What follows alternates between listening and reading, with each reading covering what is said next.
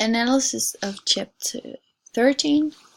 The chapter takes place at the secure unit Longgarth, where Danny served most of his punishment, and we meet Tom, who is a child psychologist, and he's visiting the Longgarth to learn more about the many years Danny spent there. At the institution, Tom speaks to Mr. and Mrs. Green, who lives right beside Longgarth.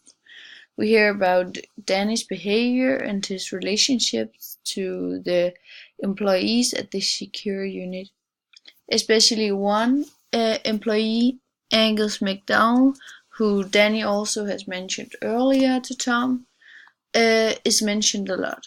And it's a third-person narrator, and it's from Tom's point of view. And the characters we meet is Tom Seymour, Bernard Green, Mrs. Green, and sort of we meet Angus MacDonald, but not as a person, but he's described. And Tom Seymour is as earlier said, a child psychologist who's currently writing a book about criminal kids. And Tom has agreed to have some talks with Danny to develop him, and in relation to that, he visits the Green Longgarth. And Bernard Green is the principal on Longgarth, and he lived outside the grounds, down a narrow lane that ran parallel with the fence of the institution. And in the book, Green is described as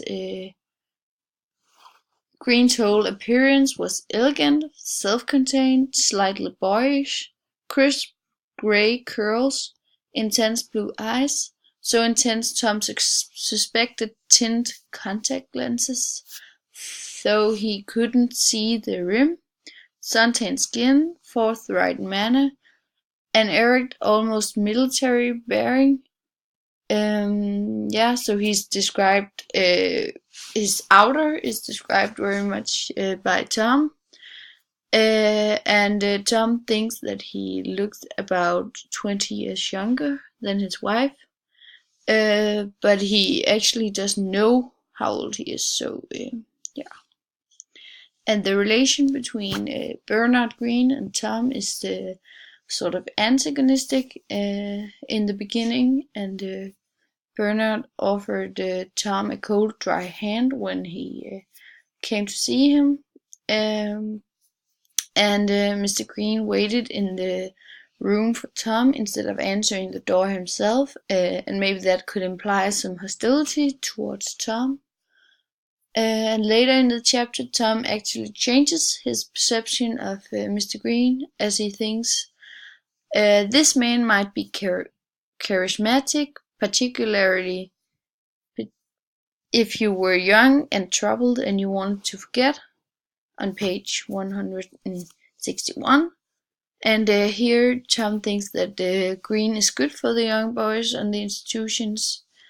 And we meet Mrs. Green on page 156, and she's described as a large woman. Tom says she stood smiling at him, her face shining with perspiration or steam, a rather jolly, unathletic games mistress in a girls' school. And here we hear that Tom thinks that what Tom thinks about Mrs. Green's appearance, and he thinks that Mrs. Green had made no effort with her own appearance, and she has thin grey-brown hair, clean and neatly combed, but not styled. And Tom thinks like she's given up on herself, and she's making the house look nice and lovely, but herself is not much.